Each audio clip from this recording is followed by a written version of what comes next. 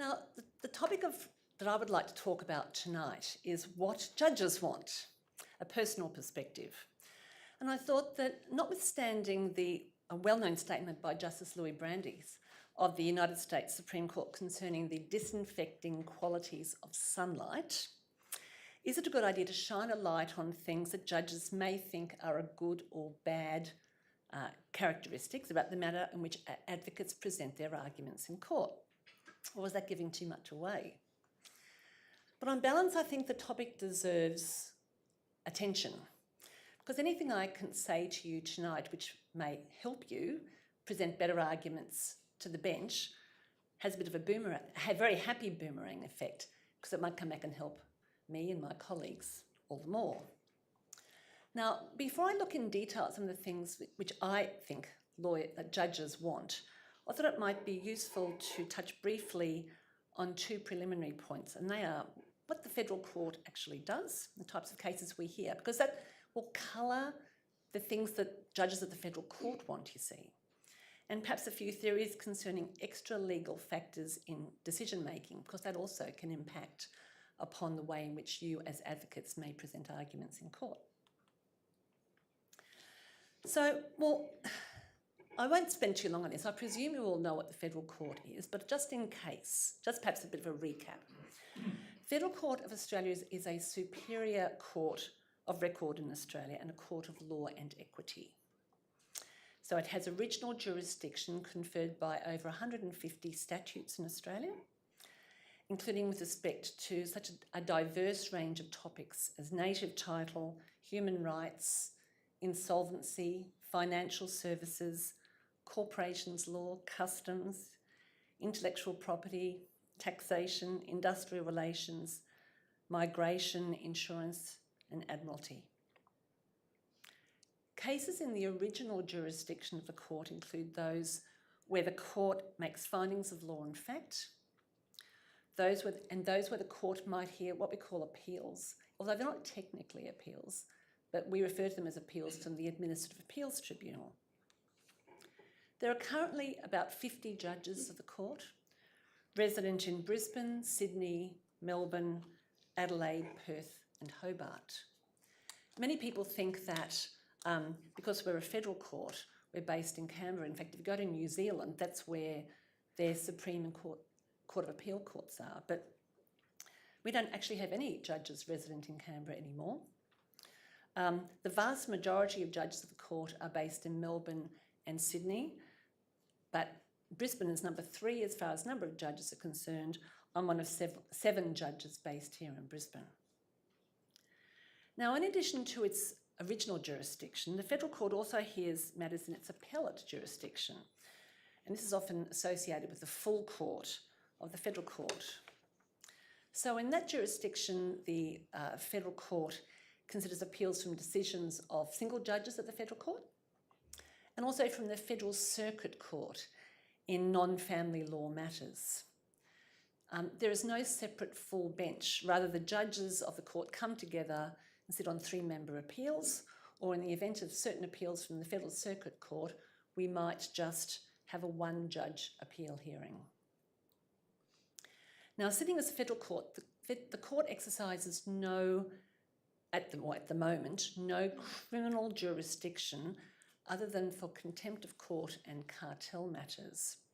And this clearly shapes the overall approach of the court to its decision-making, and I guess also the way in which advocates will make presentations or present arguments to the court. It means that other than for uncomplicated interlocutory matters or decisions in which an ex tempore judgment is delivered, judgments they're usually reserved and written reasons will be given. And this will feed into something I'm going to talk about shortly about your submissions. An important aspect of the structuring of work in the court is the courts use the docket system. Each judge has his or her own docketed lists of cases. And so when a matter comes before the court, it will be allocated to a particular judge. And that's relevant to you in your presentation of arguments to the court, because if your case is allocated to my docket, basically we'll be together henceforth, as far as case management of that case is concerned, as well as the ultimate hearing. So I'll get used to your face and you'll get used to mine. Now, the second thing I want to talk briefly about are extra-legal factors. And I note that there's an extensive body of scholarship, particularly in the US, which argues that judges decide cases based on extra-legal factors, including social, political, and economic dimensions of cases, as well as idiosyncratic views of politics and policies of the judges themselves. The thing is, though, you can never really predict which way a judge is going to jump. I'm often surprised when I find that some of my colleagues, whom I may have tipped as ultra-conservatives, take a very, liberal or left-wing approach to a particular issue, and vice versa. In my view, that the contention that judges will decide cases based on extra-legal factors is a generalisation which can operate sometimes, or it can operate by exception rather than by the rule. And it tends to obfuscate the fact that judges will usually take a very serious and professional approach to the way in which they decide a case. In any event, the possibility of a successful appeal against the decision of a judge tends to sometimes counter flights of fancy the judge may tend to wish to embark on. So I think it is dangerous to assume that a judge will take a particular view of a case from what you might assume to be the biases of that particular judge. A judge, for example, who used to represent the unions can just as easily, once appointed to the federal court, not necessarily find in favour of unions in particular cases. It just depends on each individual case. I guess, however, equally to be fair, I do concede the importance of judges working hard at leaving behind any preferences to one side in hearing a case. One judge in the United States once said, and I will read out this quote, I just think it was quite interesting. He says, "We all prefer people who are like us. For example, introverted judges strongly prefer introverted lawyers who are succinct and to the point. Introverted judges can be extremely impatient with extroverted lawyers who, when their eyes ramble on incessantly." Actually, as I'm reading this, I'm thinking about what I'm about to say and thinking, which category do I fall into? Extroverted judges often think aloud. They often use debate with attorneys as a process for sharpening their thinking. To introverts, this can seem shallow and indecisive. If judges are tuned into their own personality type and understand that lawyers are just being true to their own type, they can minimise the extent to which their own biases affect the evaluation of the lawyer and ultimately the way they evaluate the lawyer's case. So I guess while judges need to think about their own particular personalities and their own particular approaches to cases, it can also mean that knowing the judge before whom you're appearing could influence the way in which you present your own case. And this neatly brings me back to my topic of today. What do judges want from advocates? Now, when I say judges, what I actually mean is me, because I can't speak for all judges, and certainly not for those who conduct criminal trials. However, I've sat with judges across several courts, including on criminal appeals, in particular in the ACT. And I believe that we tend to want similar things from advocates. So let me put forward some characteristics of good advocacy and my suggestions of what judges want. And just in case you decide to start counting, I've got 13 of them. So the first thing I would ask you is, when you come to court, know your material. You will impress the judge if you are able to direct the judge's attention to specific material, including where, for example, it is in the court book. I realise that can be difficult if you've only recently been instructed or you're appearing alone. Because what will happen is I'll say, you'll be there in front of me and you'll make a point, and I'll say, well, where is that in the court book? And I'll be looking like this and you'll be like, oh God, where is it? But if you know roughly where it is, you can say, just a moment, please, Your Honour, and just find it. You'll actually help the judge and help yourself. I guess the fact is, if you refer to a point or evidence, it's quite likely that the judge will ask you where it is. So try to have notes so you know where to find material. Secondly, and following on from this point, I can't emphasise enough, try to be organised in your case, in your presentation of arguments. For my purposes, and maybe this makes me one of the introverted ones, try to cut to the chase as reasonably quickly as possible. Consider structuring your arguments around a solution which the judge can adopt. Your Honour, the applicant's application should be dismissed for the following 5 reasons, and I would like to take you through each one of those reasons in turn.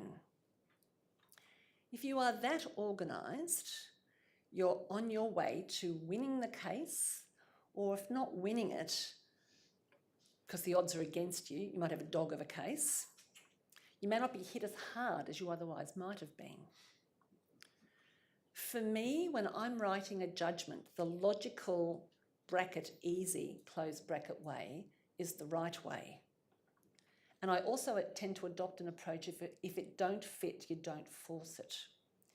If you can present a case which is logical, then you will be on your way to winning over the court.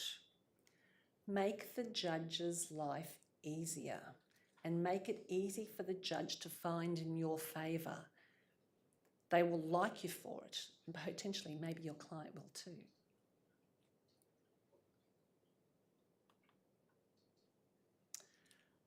Put effort into your written submissions. When the hearing is adjourned, judgment's reserved, you're long gone, working on your next litigation, and the judge is coming back to the case to write the judgment, one of the first things he or she will look at are the written submissions, because that's where the judge assumes you've put your case. Yes, the transcript is there. Yes, the judge will get the transcript out, but the starting point is the written submissions. And in that respect, please, this is a personal plea, if you're abandoning any claim or aspect of the claim, please make that clear.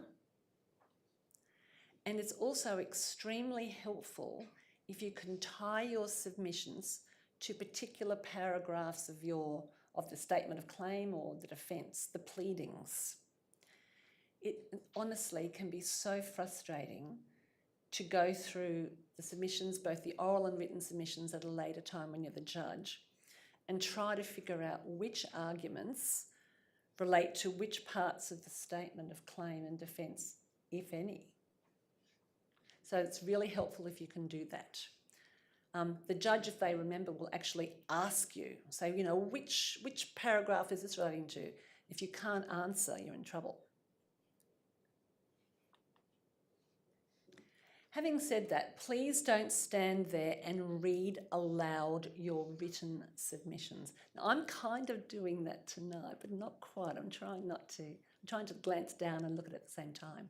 Don't stand there and read them aloud. Assuming you've filed them already, the judge has probably looked at them. And if you hand them up at the hearing, well, the judge has got them there. Yes, judges can read. We can read for ourselves. And we don't need you, with the greatest of respect, to stand there and read aloud your submissions. It's painful. It's truly painful. You're better off saying something like this. Your Honour, you have my written submissions. If it suits Your Honour, I would like to take you to particular points which should be highlighted. And of course, answer any questions Your Honour may have in respect of those submissions or more broadly. Do that and watch the judge sag in relief. And listen to the cues the judge may give you when you're making your written submissions. If, for example, you're making a point, the judge says, yes, yes, yes, I understand that point, move on, then you should move on to the next one. Don't say, oh, well, no, I really, really, really, really need to go back and, hammer this point. No, we've got it. Move on. Yes, you probably got a little tick or something there, but move on to the next point.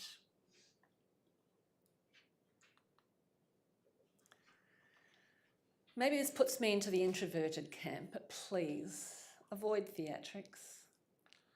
For me, it doesn't work. I just want, it's a bit like the old, what was that?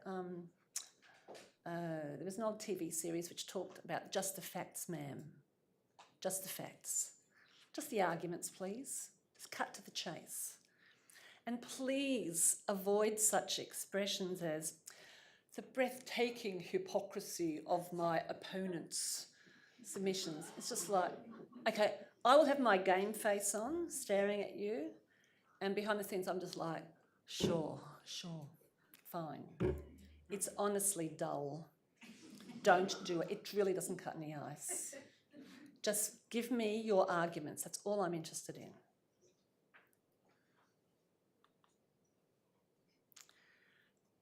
Don't, and I'm putting a big capitals here in bold and underlined, for those of you who are taking notes.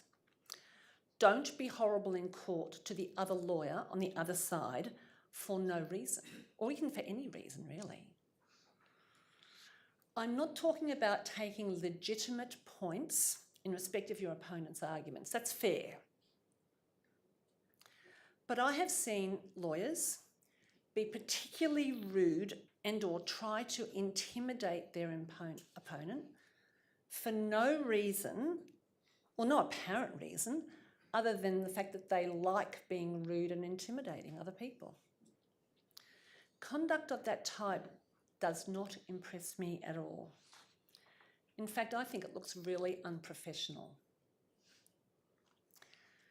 Now, as you know, federal court judges sit all around Australia, and I also sit overseas in Papua New Guinea.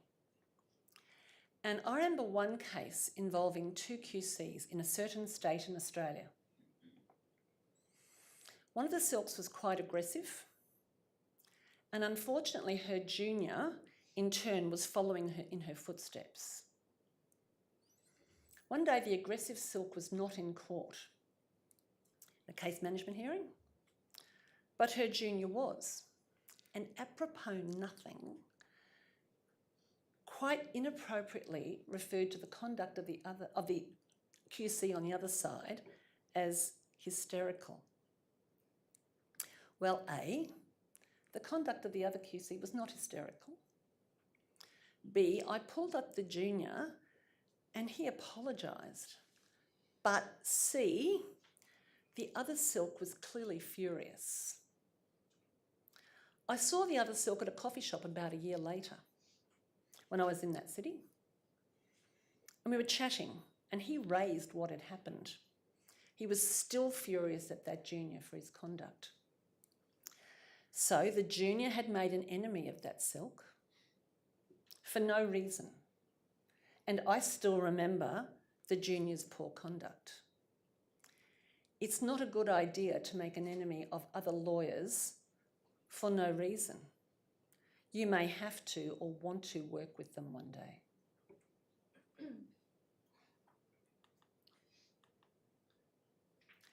So rather than being horrible to the other side for no reason, consider being professionally courteous and cooperative to the extent that you can.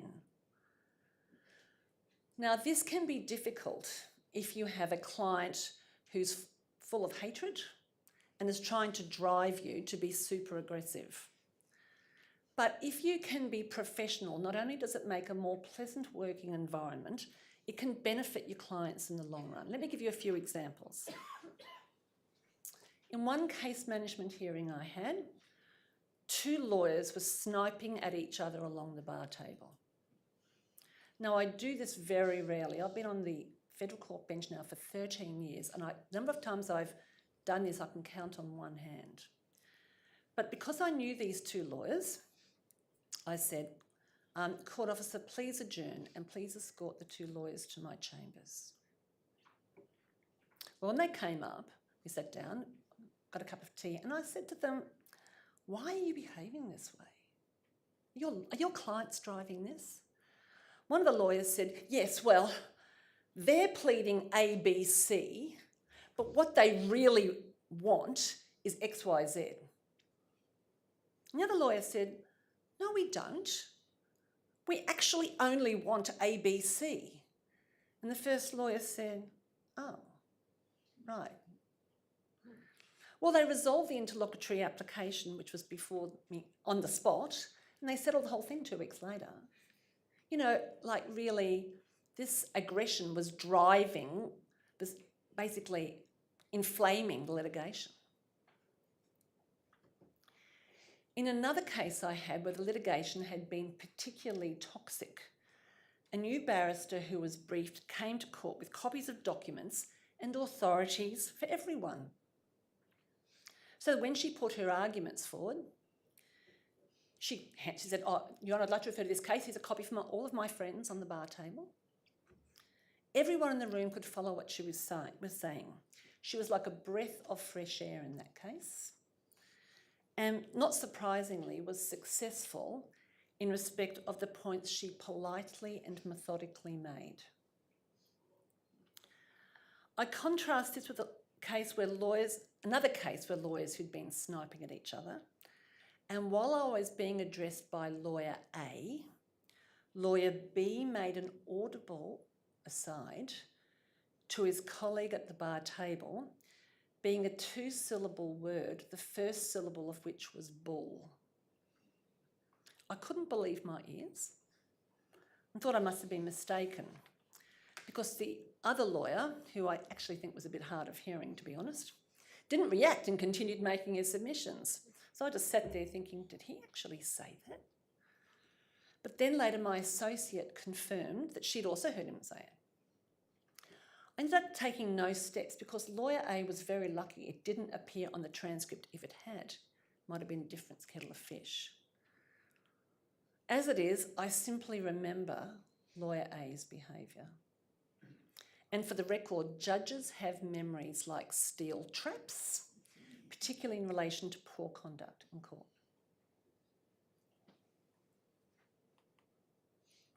This also reminds me that I would love $1 for every time parties come to a hearing and it becomes clear that the first time their lawyers have actually communicated at all was in the 5 minutes when they were hanging around outside of court waiting for court to commence. And during that 5 minutes, they worked out consent orders to take the matter forward. Now, I know everybody's busy, and I welcome parties coming up with a consent position to court. But can you just possibly try to have a look at it and communicate with the other side, even the day before court or a few days before? From the judge's perspective, until the judge hears the case, the parties know the case better than the judge does. And so some cooperation like this is very helpful in not only moving the case forward, but also reducing costs for the clients. I mean, you didn't have to come to court, did you? If you put a consent position forward, the judge might very well have done it from chambers. This cooperation could also extend to the way in which the case is run in trial. So a few examples. The best lawyers I've had in trials may say something like, Your Honour, we've had a discussion about the witnesses, and because Dr. X will be overseas later in this week, it may be useful or convenient to interpose him later this afternoon so that his evidence can be read and I can cross-examine him. And you leave it to the judge to make the decision. But that's useful. You're actually being slightly proactive. Experienced lawyers in complex cases I've had have made some great suggestions about the way the case is run. For example, in relation to marking of exhibits. And also they've endeavoured before trial to work out as many objections to evidence as possible. That is the bane of everyone's life. I know objections to evidence, but my heart sinks when there's like 300 objections to evidence, because I'm sort of thinking, 1, really? 2? How about if you talk about it beforehand? And because often what will happen is they'll reduce to like 4, or, okay, a bit of an exaggeration there, 10. Have a discussion beforehand about that and try to move the case along outside. And I guess the flip side of that is when the judge says, please prepare a joint statement of agreed facts and issues, please don't say we can't agree on anything. That's got to be rubbish. I don't believe you. If you say to me we can't agree on anything, I will not believe you. How can I? You must be able to agree on some things. There's got to be some things you'd agree on. You're both there and you're both dealing with the same set of facts. It simply suggests laziness and inflexibility on the part of the parties. Or maybe they're lawyers, more precisely, not the parties. And it is irritating and counterproductive for lawyers to take petty points and object to everything a witness says. Now, I sometimes assume that this behaviour is part of the theatrics or the theatre they're putting on for their client, but it can make the lawyer look very petty. Sometimes I wonder if it's better to keep your powder dry, if you like, for objections to evidence which are actually of substance. And I've seen more experienced lawyers just let things go through to the keeper if they're not particularly helpful to the other side's case and not damaging to their own. Continuing to talk about the way the trial is run, may I suggest that you brush up your skills on examination in chief. Although historically the preferred approach in the federal court has been for evidence to be by way of affidavit, there's been a move afoot to have such evidence elicited by examination in court in more recent times.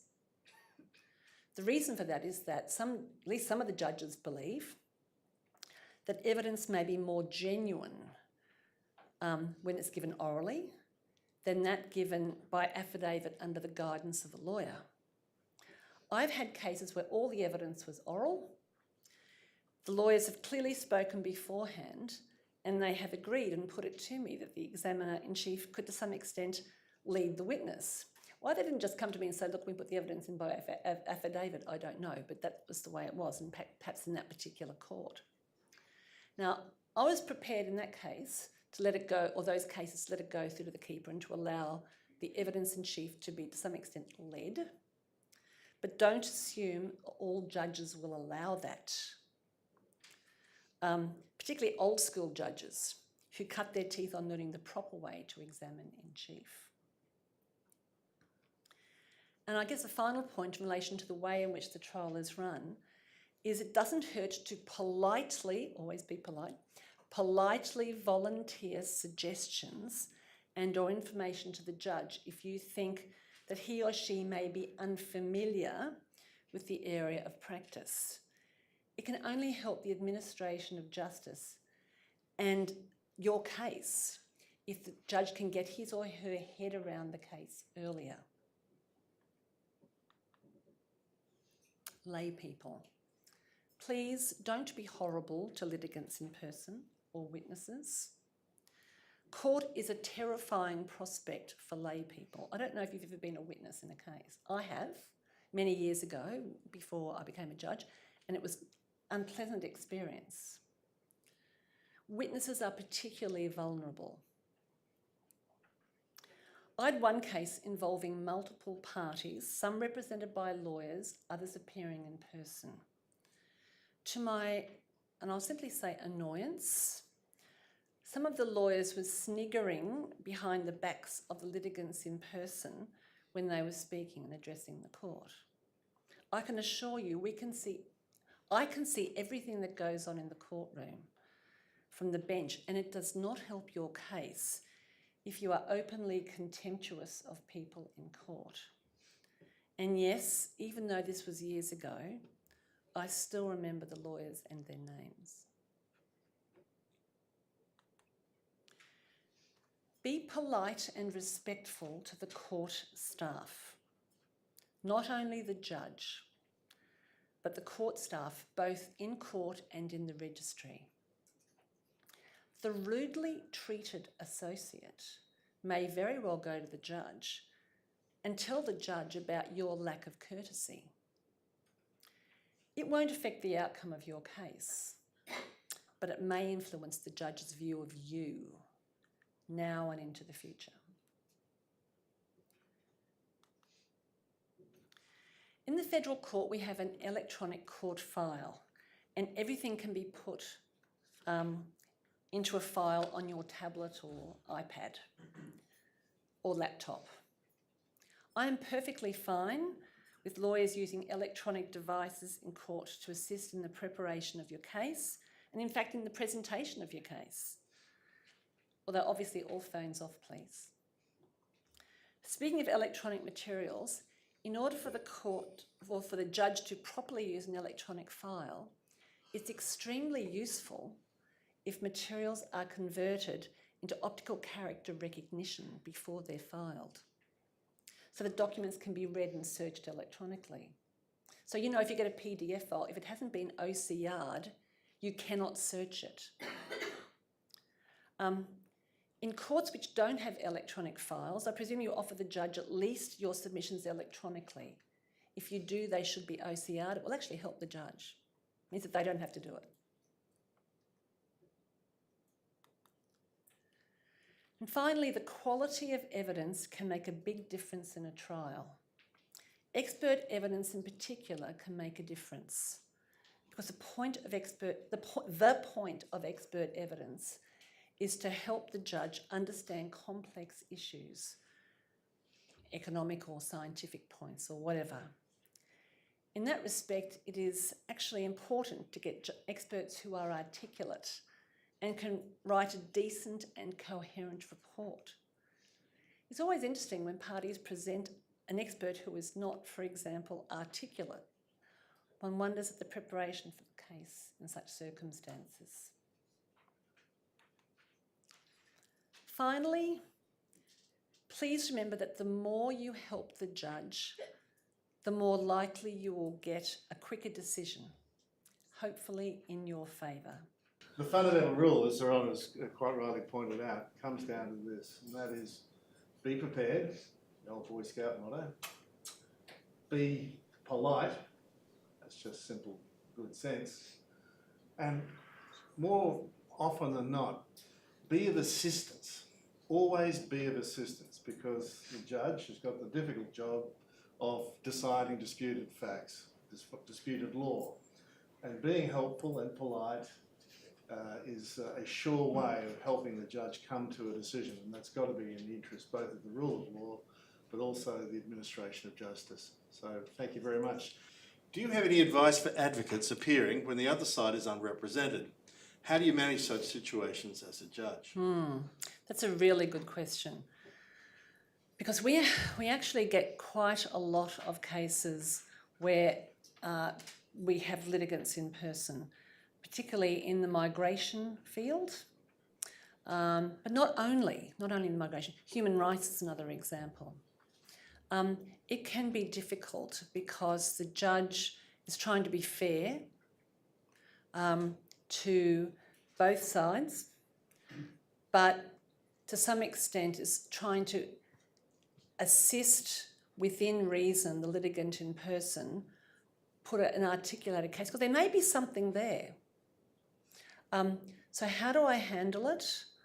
I assume that at least the essence of the case will be in the submissions of the party which is represented, because they know that the person on the other side is litigant in person. So hopefully they'll write up something which is, particularly if they're from the Crown, will write up something which sets out all the relevant facts and relevant issues of law. And I will allow the litigant in person to make submissions of their own. It's difficult if there's evidence. I'm basically just looking at the more simple cases. One thing though, if there is litigant in person, I have been known to go and do some research of my own. I know I can think of one case, and I don't want to identify the innocent or the guilty. There was a case I had several years ago. there was a litigant in person against a party represented by counsel. Whether or not counsel had done this deliberately or inadvertently, I will never know.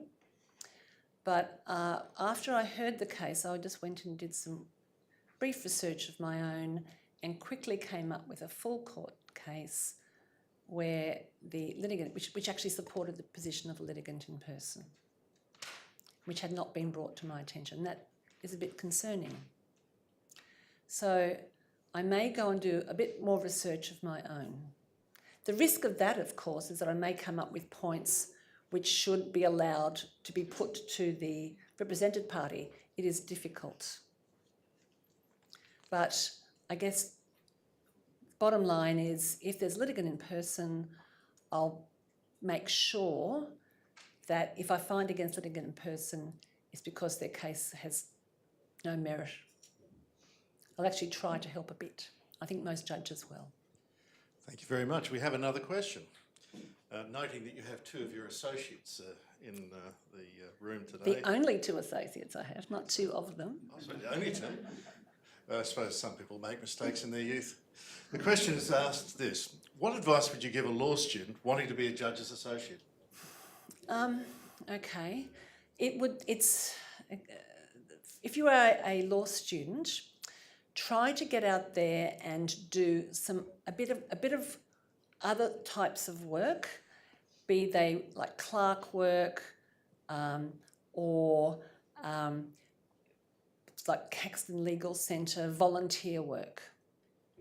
The reason is, if you come to me green from law school, that's fine. I've had associates who've come to me green, but for me, I tend to look at I look at all applications that come in, but it's useful to have people who have a few runs on the board doing other things, because they're a little bit more mature in their approach, and for me, that's actually quite a good thing.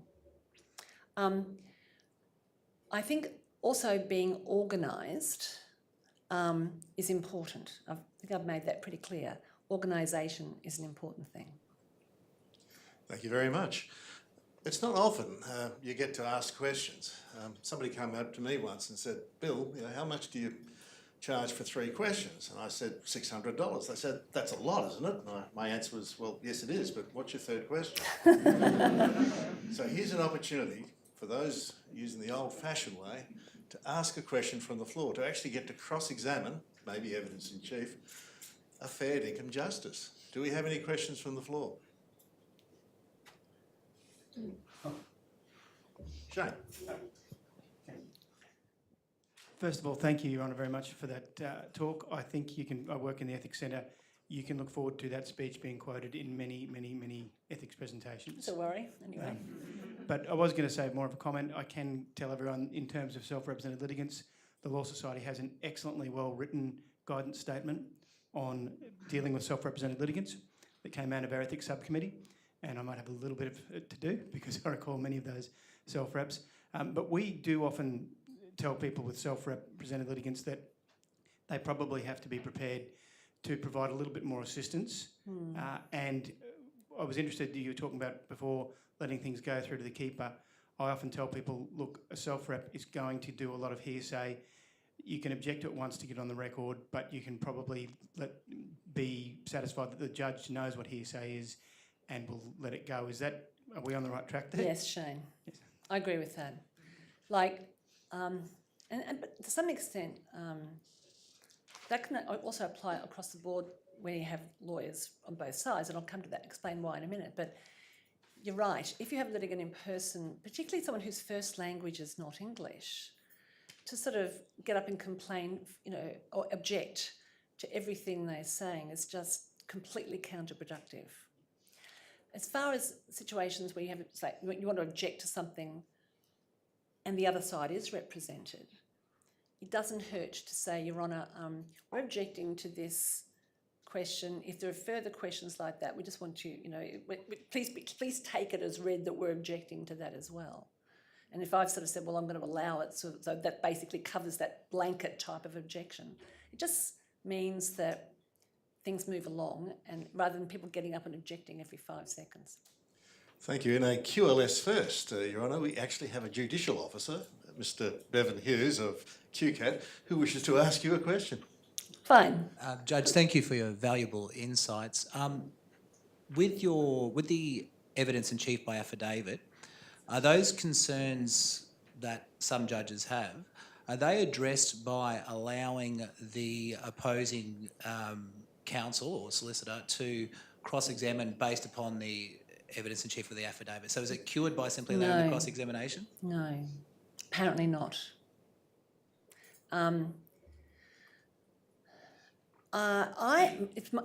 To be quite frank, I quite like having affidavit evidence. It means that all the evidence is set out and it's there for you to see. But I've had many discussions with my colleagues, and my colleagues said things like, look, credit is the key. We really need to see the person give evidence in the box. You'll see how quickly their case falls over or how quickly their case strengthens when people are giving evidence in chief in the box. I'm not so sure about that.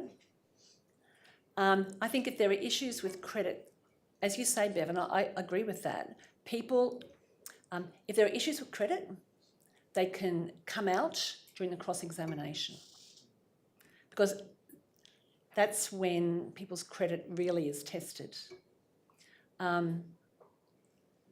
But that's not necessarily the view of, for my colleagues. And I guess another reason is because maybe the quality of your evidence in chief will depend upon the quality of the lawyers who are helping you put it together in the affidavit. Maybe that's the concern. Having said that, you can be schooled to within an inch of your life, one might suggest. Not all the time, maybe not often, but sometimes. Your Thank Honour, you, Judge. one of the things that often young players think is that cross-examination should be examination done crossly. Yeah, all right. No, not at all. And do I take it, therefore, from your 13 points that whilst we have an adversary system and evidence must be challenged, that it should be done in a particular way that doesn't effectively either A, be rude to the person giving evidence, and B, have the subsequent effect of annoying the judge? I think that's probably not a bad way of putting it, Bill. I've seen some lawyers who I know could be terrifying, but in cross-examination, they're just professional. And I think Bill was saying, giving before some adjectives, polite and so on. Professional, I think, is important. You don't need to abuse someone in the box. And if you do, if you're cross-examining someone and reducing them to tears because of the way you were cross-examining them, I would probably say, court officer, please temporarily adjourn. And I would say, I would say, court officer, please temporarily escort the witness from the room. And then I would say, Mr. Potts, is it really necessary for you to cross-examine that witness in those terms? It's not helping, and I really don't think it's appropriate.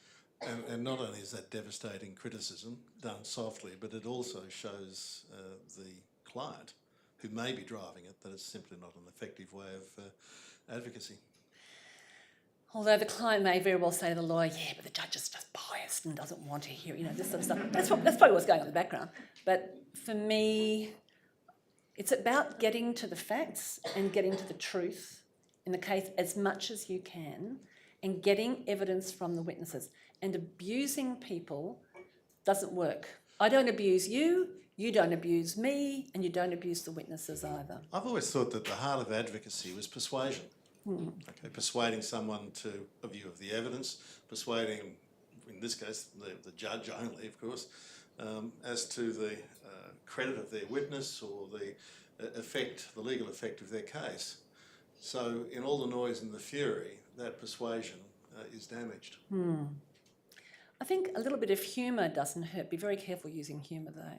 Remember, the judge is the funniest person in the room always. So if you sort of, try to outdo the judge and wit, they might sort of like...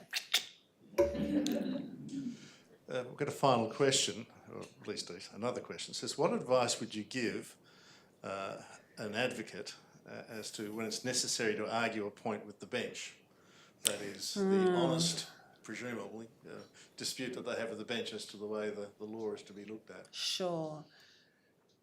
I've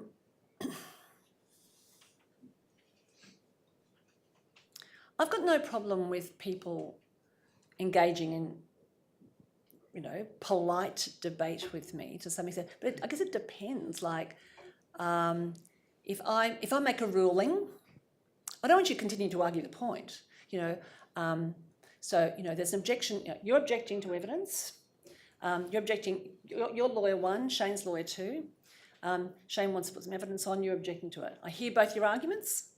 And I say, no, I'll allow the evidence. I don't want you to stand up and say, oh, Your Honour, can I just be heard again? It's like, no, I've heard you.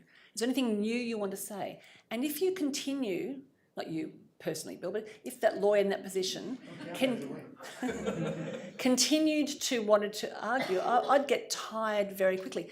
Not because I'm God, if that's all right with the rest of you.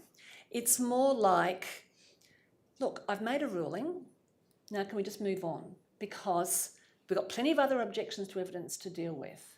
You've heard what, and it doesn't hurt for you. You could say, if I haven't given adequate reasons, if I simply say I'm just going to allow that evidence, you might say, oh, Your Honour, I don't understand the basis on which that my objection's not being upheld. To invite the judge to give reasons, and that's reasonable. But I wouldn't. But if you're taking your life in your hands, if you say, well, I want written reasons for everything you're saying, it may not necessarily endear you, and I might say no. Be very careful of the judge saying no. Well, no correspondence will be entered into. Well, correspondence will be entered into, but within reason, I think. Your Honour, what do you think of the role of the advocate? Is it, when we talk about assisting the court, I've always thought that one of the roles of the advocate is to include arguing the parts of their case which are the weakest as well. There's acknowledging sometimes that there's a weakness in their case, but yet dealing with it in a way which assists the court. I think that's a very good way of putting it. Remember, the judgments are often written for the loser, because the winner doesn't care. They've won, haven't they? The loser needs to know why they've lost. So it's a bit of that's sort of an extension of the point you've just made.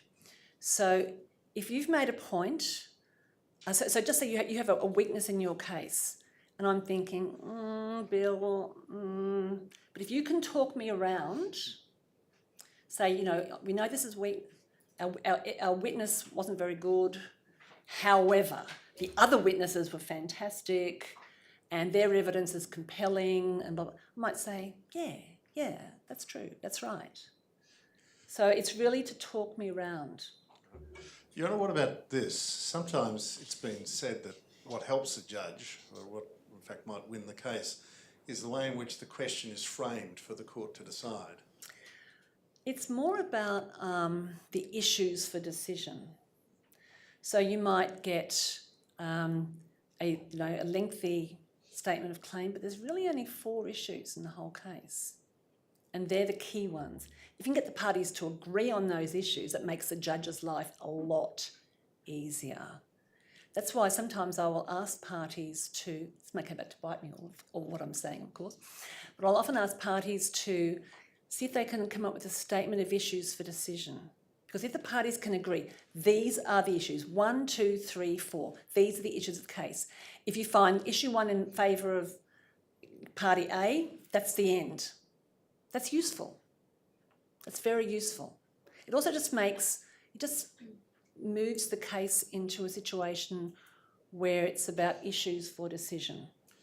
Is it your Honour's experience that with the advent of mediation, alternative dispute resolution, and hopefully lawyers talking to each other, hopefully before getting to the door of the court, is it your experience that the cases that you're getting are more complex and more dug in, where the parties simply can't reach some form of accommodation? No, not really.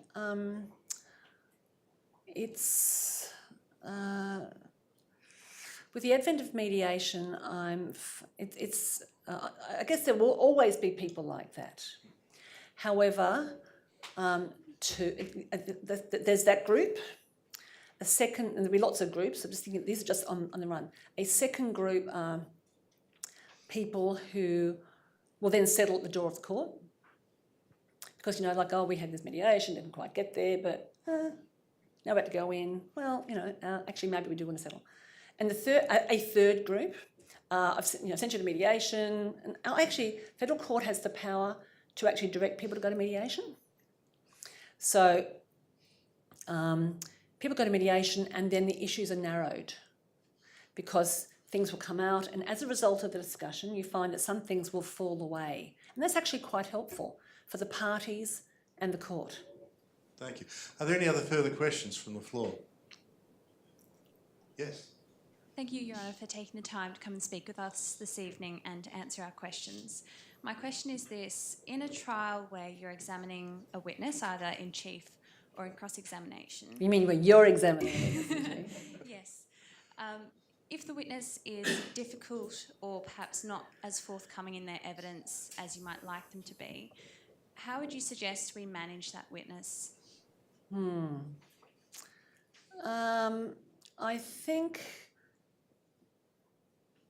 polite persistence is helpful. If the witness is not answering the question, it is reasonable for you to say, witness, that is not answering the question I've just put to you. Another option is to break the question. So you could say something like, okay, the question I put to you was, so let's break it down. Let's just break it down. And that way you're forcing people to answer. I think people get very frightened. They see lots of American cop shows where, it's like, answer the question, yes or no, and people say, I can't answer it, yes or no. Yes, well, you have to answer it, yes or no. If you say that, I'm more likely to say, look, stop, let the witness answer the question he or she wants, the way they want to answer it. And I think many judges would do that because otherwise it looks like you're oppressing the witness. So I think the best thing is to just stay calm. Somebody once said to me, I won't say who, somebody once said to me, the judge has to be the calm one at all times. I try to be calm at all times. It's good if counsel can also stay calm and professional and polite. You don't need to be abusive or really aggressive. One of the best barristers I have ever seen, I won't say who it is, but he practices, now he's still practicing, and he had almost a folksy approach to cross-examination, and he knew his stuff so well, and impressed me, won the case. You don't need to, try to break witnesses in the box. But remember, I guess I'm not talking about criminal trials. I don't know if it's different in criminal. I can't imagine it would be. At least in civil, just get the information out of them. And if it's a case of challenging their credit, put questions that will challenge their credit. They'll do it on their own if they're falling over.